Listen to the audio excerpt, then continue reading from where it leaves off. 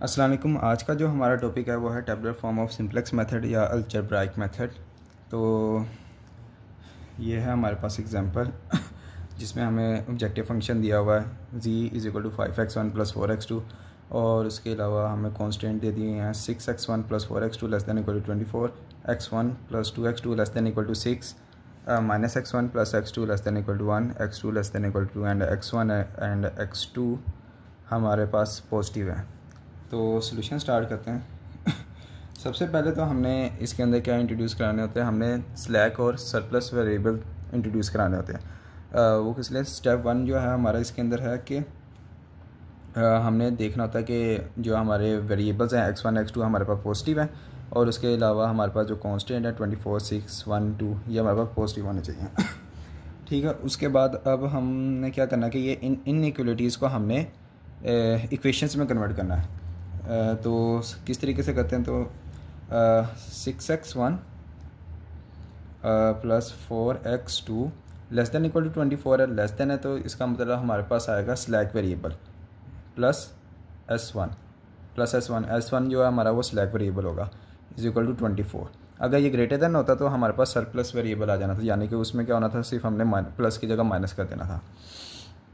Next equation को हम deal करते हैं तो उसमें हमारे पास आता है x1 है प्लस 2x2 लेस देन है तो स्लैक वेरिएबल आएगा प्लस S2 हो गया इज़ इक्वल टू हम 6 कर देते हैं। इस तरीके का minus x1 plus x2 plus S3 equal to 1 और x2 plus S4 equal to 2 हो जाएगा। ठीक है, इसके अलावा हमारे पास क्या कांस्टेंट होंगे कि x1, x2 और S1, S2, S3 and S4 हमारे पास सारे पॉजिटिव हैं। तो हमारे पास ये इक्वेशंस बन गए हैं। इसके बाद हमने क्या करना है कि स्टैंडर्ड फॉर्म ऑब्जेक्टिव फंक्शन जो था हमारा z is equal to 5x1 plus 4x2 इसको हम स्टैंडर्ड फॉर्म में ले जाते हैं। स्टैंडर्ड फॉर्म क्या होगी कि z माइनस 5x1 पॉजिटिव था तो इधर आके नेगेटिव हो जाएगा, इसी तरीके से माइनस 4x2 हो जाएगा और राइट हैंड साइड पे 0 आ जाएगा। तो ये स्टैंडर्ड फॉर्म होगी ऑब्जेक्टिव फंक्शन की। तो आगे हम इसको सॉल्व करते हैं। तो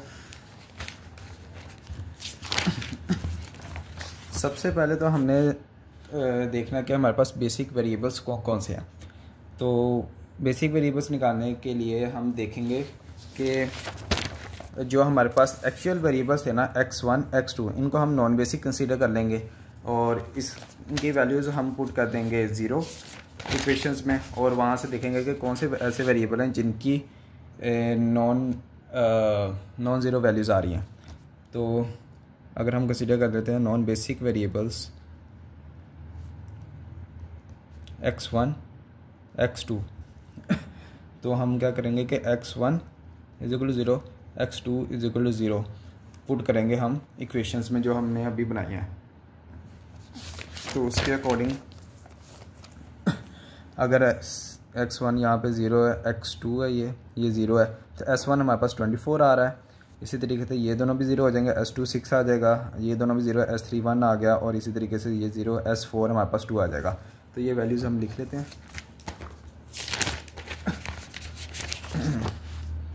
S1 is equal to 24, S2 हमारे पास 6 आ जाएगा,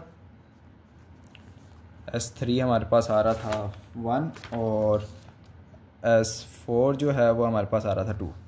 ठीक है, ये हमारे पास अब हमें पता लग गया कि ये S1, S2, S3, S4 ये हमारे नॉन ज़ीरो वैल्यूज़ हैं, वैल्यूज़ प्रोवाइड कर रहे हैं। तो ये हमारे पास क्या होंगे, बेसिक वेरिएबल्स होंगे।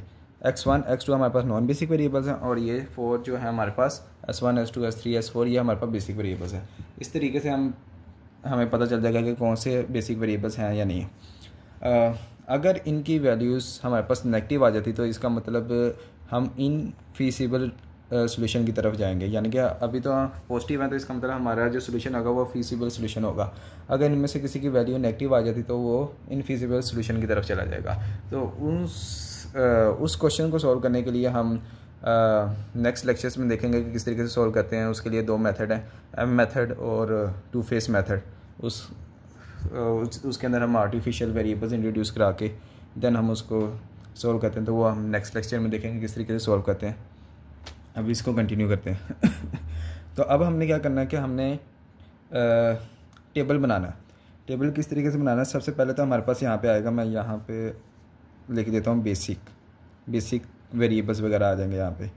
ये सॉल्यूशन हमारा चलता रहेगा, इसलिए ज़्यादा लाइंस रिक्वायर्ड होंगी। तो ये बेसिक है। इसके बाद हमने सबसे पहला कॉलम आएगा बेसिक का, लाइन लगा ली। देन हमने क्या करना है कि जितने हमारे पास वेरिएबल्स हैं ना उनको हमने लिखना है, लिस्ट डाउन करना है। और उसके लिए उससे पहले हम देख लेंगे कि हमने किस फॉर्म में लिखना है।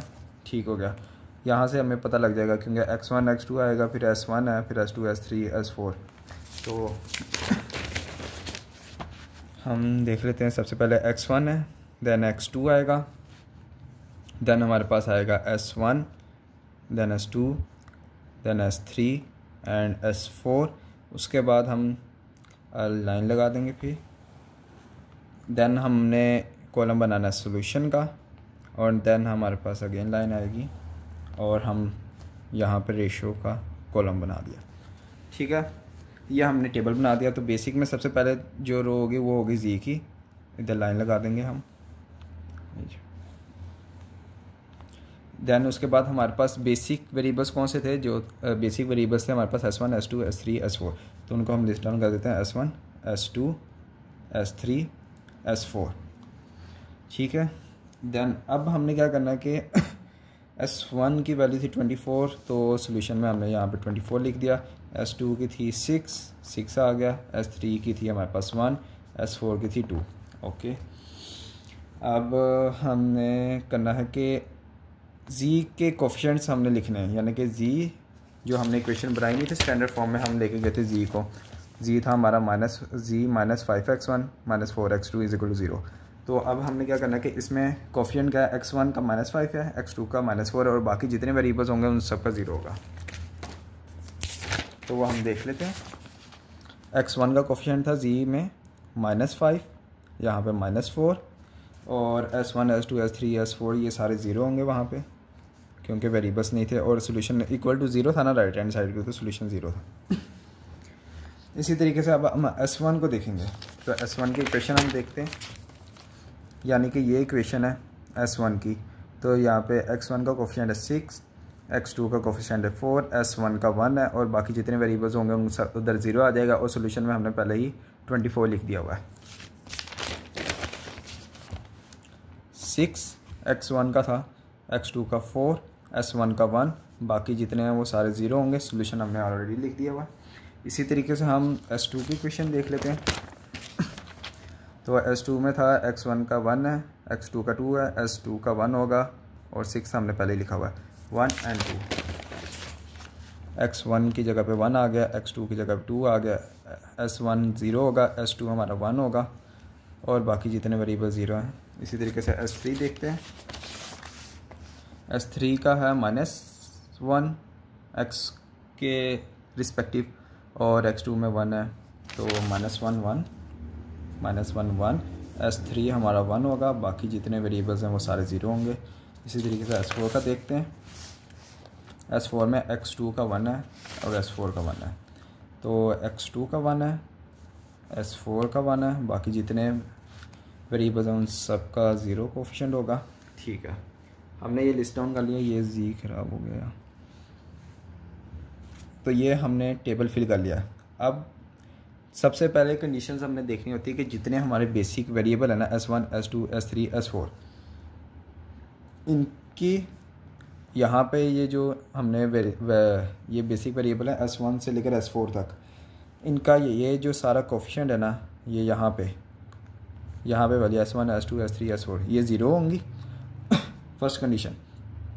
सेकंड कंडीशन कि ये जो हमारा है ना, ये बेसिक वेरिएबल्स यानी कि s1 s2 s3 s4, और उसके रिस्पेक्टिव कॉलम में जो होंगे s1 s2 s3 s4, उधर आइडेंटिटी मैट्रिक्स बन रहा होगा। अब ये देख रहे हैं डायगोनल एंट्रीज हमारी सारी 1 है, तो ये आइडेंटिटी मैट्रिक्स बनाएगी। ये 2 कंडीशन लाजमी फुलफिल होनी चाहिए, एक तो ये कि आइडेंटिटी मैट्रिक्स बनना चाहिए और दूसरा ये कि बेसिक वेरिएबल जितने भी होंगे उनके कोफिशिएंट्स जो है ना 0 होंगे। अगर ये 2 चीज़ें मीट नहीं करी तो इसका मतलब हमने कहीं ना कहीं गलती की है, और ये चीज़ हर स्टेप के अंदर चेक करनी है, ये फुलफ़िल होनी चाहिए। अगर फुलफ़िल नहीं हुई तो इसका मतलब हमने कहीं ना कहीं कोई मिस्टेक कर दी है कैलकुलेशन में। तो सबसे पहले तो हमारा काम होगा पिवट कॉलम निकालना। तो पिवट कॉलम किस तरीके से निकालते हैं, तो अब यहाँ पे इम्पोर्टेंट चीज़ है, हमारा जो फंक्शन था, ऑब्जेक्टिव फंक्शन था, वो था मैक्सिमाइज़ करना z = 5x1 + 4x2। यहाँ पे मैं लिख भी देता हूँ, मैक्सिमाइज z = 5x1 + 4x2। जब मैक्सिमाइज़ का क्वेश्चन हो ना तो हमने यहाँ पे देखना होता है कि हमारे जो सबसे मिनिमम वैल्यू है ना वो कौन सी है, नेगेटिव वैल्यूज़। हमने नेगेटिव वैल्यूज़ को देखना होता है। अब ये सोल्यूशन, अच्छा मैं आपको शुरू में बता देता हूँ कि ये सोल्यूशन कब रोकना है। ये सोल्यूशन हमने देखना कि मैक्सिमाइज़ का क्वेश्चन है ना, तो ये सोल्यूशन उस वक्त रुकेगा या तो सारे कॉलम्स यानी कि जी के सारे कोफिशिएंट 0 हो जाएं, या फिर नॉन नेगेटिव आए, मतलब कि पॉजिटिव्स प्लस में आ जाएं सारे। यानी कि अगर यहाँ पे होता +5 +4 और ये सारे 0 होते तो हमें करने की ज़रूरत नहीं थी। ये हमारा पहले ही ऑप्टिमल सोल्यूशन दे रहा है। मैक्सिमाइज़ के केस में याद रखना, मिनिमाइज़ के केस में डिफरेंट होगा, वो भी बताता हूँ आपको। या तो यहाँ पे 0 आ जाएं या तो यहाँ पे सारे पॉजिटिव हो जाएं, यानी कि 0 और पॉजिटिव वैल्यूज़ हो, नॉन नेगेटिव वैल्यूज़ ना हो, तो हमने उस टाइम सोल्यूशन रोक देना है। अब जिस तरह यहाँ पे नेगेटिव वैल्यूज़ हैं तो हमने इसमें से कौन सी वैल्यूज़ को पिक करना है, कौन सी वैल्यू वाला कॉलम जो सबसे छोटी है, यानी कि -5 सबसे मिनिमम है इसमें, तो हम इसको ले लेंगे। यानी कि ये हमारा कॉलम आ गया, इसको हम कहते हैं, यहाँ पे मैं लिख देता हूँ लगा के, पिवट कॉलम। ठीक है, इसका मतलब ये होगा कि ये जो कॉलम है ना, x1 वेरिएबल जो है ना, ये हमारा एंट्री वेरिएबल है, एंट्री वेरिएबल कहलाएगा। अब इसके अकॉर्डिंग हमारा हमने अब लिविंग वेरिएबल नहीं निकालना, यानी कि पिवट रो जो होगी वो लिविंग वेरिएबल होगा। तो उससे ये होगा कि नेक्स्ट आइटरेशन में हमारा जो लिविंग वेरिएबल है वो चला जाएगा और उसकी जगह पे एंट्री वेरिएबल यानी कि x1 आ जाएगा। तो अब हमने जो पिवट रो निकालनी है ना, वो किस तरीके से निकालनी है, ये रेशियो के ज़रिए। रेशियो क्या है कि ये जो हमारा सोल्यूशन वाला कॉलम है ना, यानी कि z को छोड़ के, यानी कि ये जो 24 है, इसको हमने डिवाइड कर देना है इसके रिस्पेक्टिवली जो रो में हमारे पास पिवट कॉलम के अंदर वैल्यू है ना, उससे डिवाइड कर देना, यानी कि 24 / 6। तो ये हमारे पास आ जाएगा 4। 6 / 1 हमारे पास आ रहा है 6। इस तरीके 1 / -1, 1 / -1 तो हमारे पास आ रहा है -1, और 2 / 0 तो ये हमारे पास आ जाएगा इन्फिनिटी। तो ये जो अब हमने देखना यहाँ पे हमने कौन सी वैल्यूज़ कंसीडर करनी होती है रेशियो के अंदर, हमने हमेशा नॉन नेगेटिव वैल्यूज़ कंसीडर करनी होती है। और चाहे मैक्सिमम का केस हो, मैक्सिमाइज यानी कि ऑब्जेक्टिव फंक्शन को मैक्सिमाइज़ करना या मिनिमाइज़ करना, रेशियो के ज़रिए हमने जो पिवट रो सिलेक्ट करनी है ना, उसका मेथड सेम ही है। हमने क्या करना है कि नॉन नेगेटिव वैल्यूज़ को हमने देखना है, यानी कि इन्फिनिटी का हमने इग्नोर कर देना है और नेगेटिव वैल्यूज़ को इग्नोर कर देना है। इन दोनों को हम इग्नोर कर देंगे,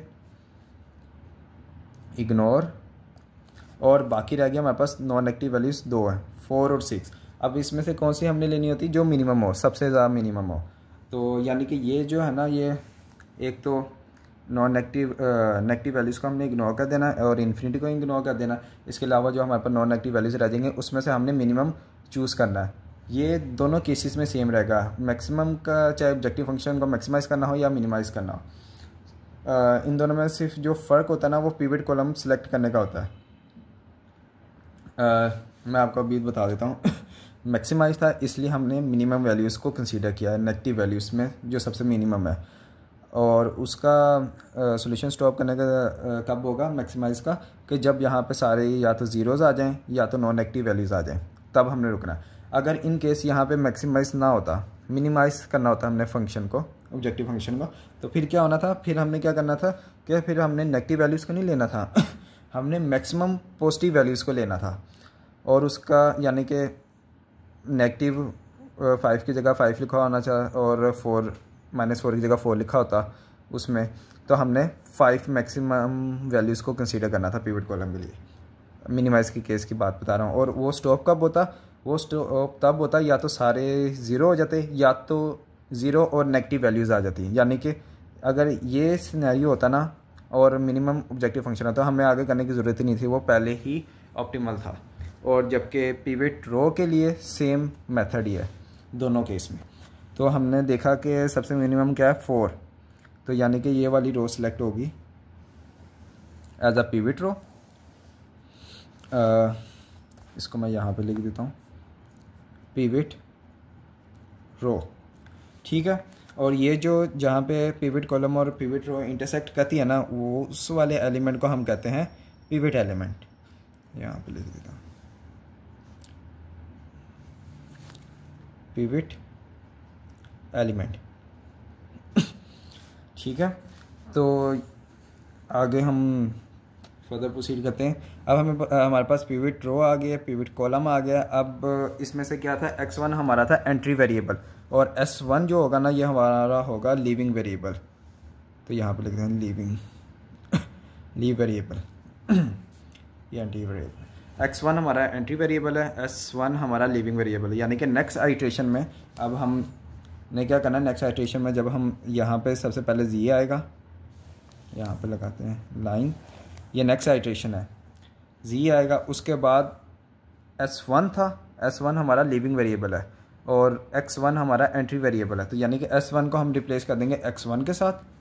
यहाँ पे x1 आ गया, बाकी जितने वेरिएबल्स थे वो एज इट इज़ आ जाएंगे, s2, s3 एंड s4।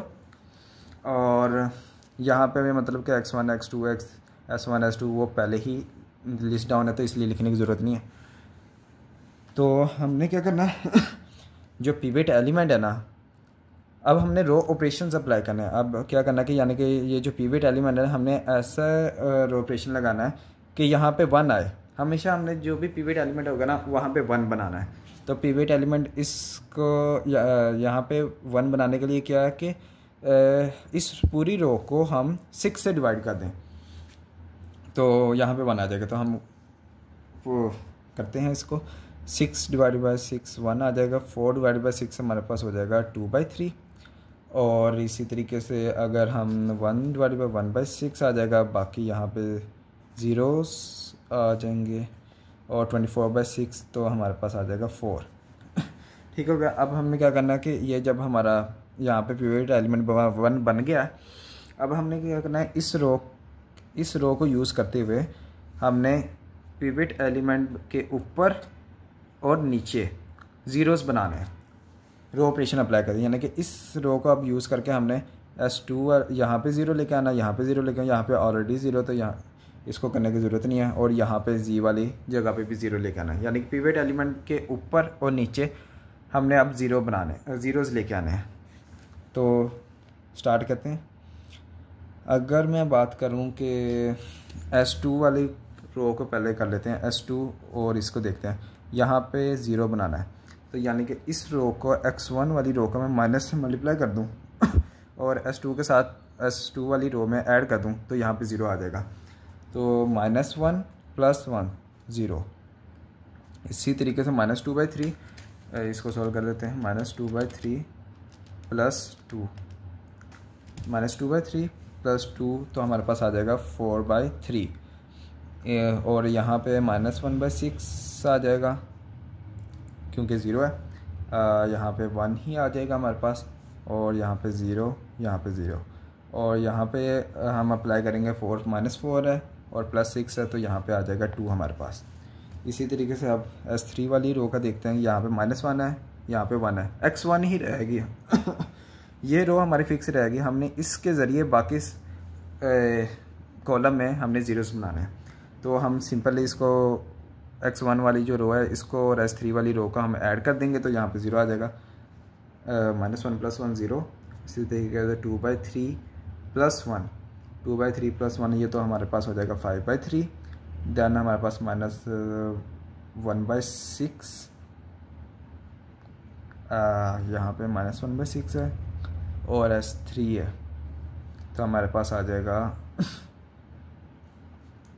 -1/6 ही। और 1 सॉरी ये मैंने -1/6 यहाँ पे लिख दिया, -1/6 नहीं आना था, +1/6 है। हम इस रो को लेके चल रहे हैं, 1/6 और 0, 1/6 आ गया देन हमारे पास 0 है, देन हमारे पास 1 है एंड देन 0 है, ठीक है। और यहाँ पे हमारे पास आ जाएगा 5। S4 के लिए हम देखते हैं कि S4 हमारे पास एज इट इज़ ही आ जाएगा क्योंकि पहले ही 0 है, 0 1 0 0 0 1 और 2। अब X1 के ज़रिए हम Z वाले रो को 0 करते हैं यहाँ पे, तो हमारे पास क्या होगा कि हम इस रो को 5 से मल्टीप्लाई कर दें और इसमें ऐड कर दें तो हमारे पास 0 बन जाएगा। तो यहाँ पे आ जाएगा 0 और यहाँ पे आ जाएगा -2/3, देन 5/6, यहाँ पे 0, यहाँ पे भी 0 होगा, यहाँ पे भी 0 हो जाएगा और यहाँ पे आ जाएगा हमारे पास 20। अब हमारे पास आ गया। अब हमने यहाँ पे दोबारा से वही ऑपरेशंस अप्लाई करना है, यानी कि पिवट कॉलम और पिवट रो निकालना है। वो किस तरीके से निकालना था, मैक्सिमाइज वाला फंक्शन है, सेम एज इट इज़ है। अब हमने देखना है, पहले हमारे पास बेसिक वेरिएबल है x1 s2 s3 s4, हमने इनके कॉलम देखने हैं। उनमें क्या होगा कि z के कोफिशिएंट 0 होने चाहिए और बाकी जो यहाँ पे है वहाँ ये वाला पोर्शन है, यहाँ पे आइडेंटिटी मैट्रिक्स बनना चाहिए, यानी कि x1 है, x1 देखा 0 है, z का कोफिशिएंट 0 है। इसी तरीके से S2 का भी 0 है, S3 का भी 0 है एंड S4 का भी 0 है। और अब इसके रिस्पेक्टली यहाँ पे ये 1 है 1 है 1 है और x1 में 1 आ रहा है, यानी कि आइडेंटिटी, ये अगर हम साइड पे कर दें तो ये आइडेंटिटी मैट्रिक्स हमारा बन रहा है ठीक है। ये दोनों कंडीशन हमने चेक कर लिए हैं, इसका मतलब हमारी वर्किंग सही चल रही है। देन हमने देखना कि हमारे पास x1 है, इस बार बेसिक वेरिएबल कौन सा, x1 s2 s3 s4, यानी कि नॉन बेसिक वेरिएबल क्या हुए x2 और s1। तो इसके हमने कोफिशिएंट देखना है। ये देखें कि अब ये तो हो गया पॉजिटिव, लेकिन ये अभी भी नेगेटिव है, तो इसका मतलब है कि हमें आइट्रेशन करनी पड़ेगी। लाइक यहाँ से हम पिवट एलिमेंट हमारे पास क्या आ रहा है अब पिवट कॉलम आ रहा है हमारे पास x2, यानी कि अब x2 हमारा एज ए एंट्री वेरिएबल होगा और लिविंग वेरिएबल निकालने के लिए हम वही सेम रेशो यूज़ करेंगे। रेशो क्या होगी, 4 डिवाइडेड बाय 2/3 तो वी गेट 6, और यहाँ पे आ जाएगा 2 डिवाइडेड बाय 4/3 तो हमारे पास आ रहा है 1.5, और इसी तरीके से यहाँ पे 5 डिवाइड बाय 5/3 तो हमारे पास 3 आ रहा है, और यहाँ पे 2 डिवाइड बाय 1 हमारे पास 2 आ रहा है। रेशियो में हमने क्या करना था कि नॉन नेगेटिव वैल्यूज़ में सबसे मिनिमम वाला हमने उठाना होता था, यानी कि 1.5 सबसे मिनिमम, यानी कि ये वाली रो सिलेक्ट हुई एज अ पिवट रो, और ये हमारा 4/3 एज अ पिवट कॉलम है, पिवट एलिमेंट है। और इसमें क्या होगा कि हमारा जो अब x2 है, पिवट कॉलम जो है वो x2 है, तो x2 हमारा एंट्री वेरिएबल है और s2 हमारा लिविंग वेरिएबल है, यानी कि नेक्स्ट इटरेशन में अब s2 की जगह x2 आ जाएगा। तो हम नोट डाउन करते हैं, यहाँ पे z है और यहाँ पे x1 ही आएगा हमारा, s2 लिविंग वेरिएबल है तो उसकी जगह एंट्री वेरिएबल आ जाएगा x2, s3 ऐसी रहा एंड s4 ये रहा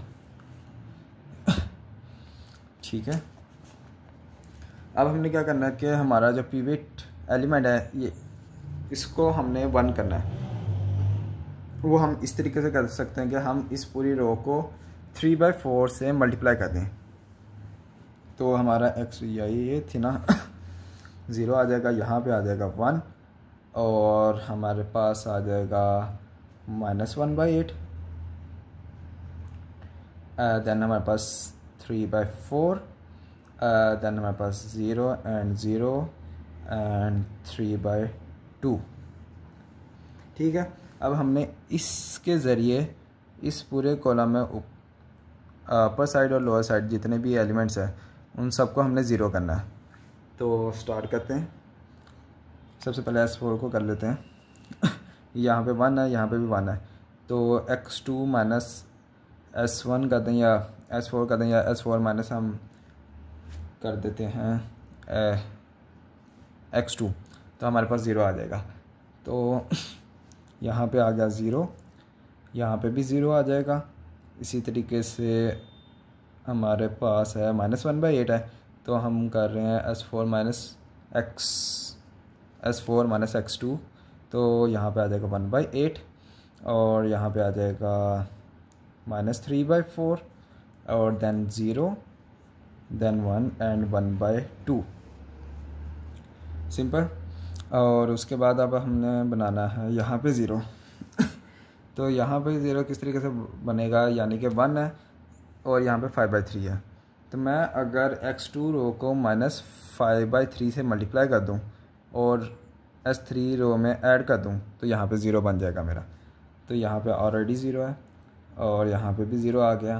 देन 3/8 आ जाएगा यहाँ पे मेरा, -5/4 1 0 एंड 5/2 अब हमारा था पिवट एलिमेंट यही, और इस रो के ज़रिए हम x1 वाली रो के अंदर भी हमने यहाँ पे 0 बनाया। तो यही है कि हम इसको -2/3 से पूरी रो को मल्टीप्लाई कर दें और x1 के अंदर ऐड कर दें। तो हमारे पास आ जाएगा यहाँ पे 1 0 1/4 -1/2 0 0 एंड 3। अब जी कोफिशिएंट का देख लेते हैं, वहाँ पे -2/3 है तो हम यहाँ से पूरी रो को 2/3 से मल्टीप्लाई कर देंगे और इसमें ऐड कर देंगे तो यहाँ पे हमारे पास 0 आ जाएगा। तो जी की वैल्यू आ गई 0, यहाँ पे भी 0 आ जाएगी। यहाँ पे ऑपरेशंस के बाद 3/4 आ जाएगा, देन 1/2, देन यहाँ पे भी 0 0 एंड 3। अब हमने क्या करना कि सॉरी यहाँ पे 3 नहीं आएगा, यहाँ पे ऑपरेशंस के बाद आ जाएगा 21। तो हमने अब क्या देखना है कि जी के कोफिशिएंट्स देखने हैं। मैक्सिमाइज़ की मैंने क्या कंडीशन बताई थी, मैक्सिमाइज़ करना है वो ऑब्जेक्टिव फंक्शन। तो हमने कब स्टॉप करना है, हमने उस टाइम स्टॉप करना है या तो यहाँ पे सारे 0 आ जाएं या 0 और नॉन नेगेटिव यानी हमारे पास वैल्यूज़ आ जाएं, यानी कि नेगेटिव वैल्यूज़ हमारे पास ख़त्म हो जाए, तो तब हमने स्टॉप कर देना। अब यहाँ पे देखें तो यहाँ पे 0 है, 0 3/4 पॉजिटिव में है, 1/2 भी पॉजिटिव में है, 0 0 सोल्यूशन को चाहे रहने दें तो सोल्यूशन की खैर है, वो नेगेटिव हो या पॉजिटिव उसको खैर उसको नहीं देखना, हमने बस इनके कोफिशिएंट्स को देखना है। तो अब हमारे पास सारी की सारी वैल्यूज़ हमारे पास नॉन नेगेटिव हैं, तो हमारा ऑप्टिमल सोल्यूशन हमें मिल गया। अब तो वो क्या होगा हमारे पास, हमने देखना कि ऑब्जेक्टिव फंक्शन था हमारा z = 5x1 + 4x2। तो हमारे पास x1 की क्या वैल्यू है, x1 की वैल्यू है 3, x1 = 3 और x2 की वैल्यू है 3/2। तो हमारे पास z की वैल्यू क्या आ रही है, x1 और x2 की वैल्यू हम z में पुट कर देंगे। 5x1 + 4x2 है ऑब्जेक्टिव फंक्शन, तो हमारे पास z की वैल्यू थी 21। तो ये हमारे पास है ऑप्टिमल सॉल्यूशन। और हमारे पास जी की वैल्यू यानी मैक्सिमम जो वैल्यू है, मैक्सिमाइज हमने इसको करना था, 21 वैल्यूज़ दे रहा है। और x1 x2 हमारे पास 3/2 है एंड x1 हमारे पास 3 है। तो ये था पूरा मेथड, टेबुलर फॉर्म के ज़रिए हम किस तरीके से सिंप्लेक्स मेथड यूज़ करते हुए हम क्वेश्चन को सॉल्व कर सकते हैं। तो ये मैंने सारी आइट्रेशंस आपको बता दी हैं और सारे कंसेप्ट बता दिए कि इसमें क्या क्या इंपॉर्टेंट चीज़ें थी और इनफीसिबल कब होगा, फीसिबल का किस तरीके से पता चलेगा और बेसिक वेरिएबल्स किस तरीके से हम निकाल सकते हैं और आइट्रेशन किस तरीके से हम कर सकते हैं और स्टॉप कब करना, ये सारी चीज़ें उम्मीद है कि आप सब लोगों को समझ आया होगा। तो अब नेक्स्ट लेक्चर में हम देखेंगे कि सिंप्लेक्स मेथड के बाकी जो मेथड हैं जिसमें आता है एम मेथड और टू फेस मेथड, उनको किस तरीके से डील करना, उनकी वर्किंग किस तरीके से करनी है। तो नेक्स्ट लेक्चर तक के लिए अल्लाह हाफ़िज़।